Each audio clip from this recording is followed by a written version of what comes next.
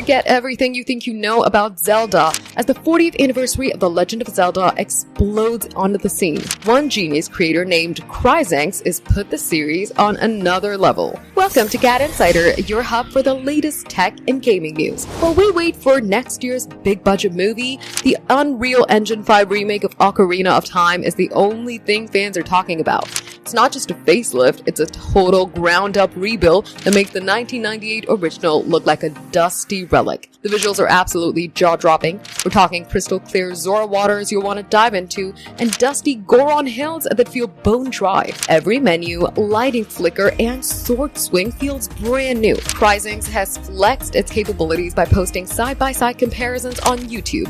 The old, low-res polygons don't stand a chance against this fresh coat of paint. Get ready to drop everything to rebuild the Triforce and waste hours fishing at Lake Hylia. If Nintendo's official remake doesn't hit this high bar, they should just hire Cryzenx on the spot. With the movie and new games coming, 2027 is shaping up to be the biggest year in Zelda history.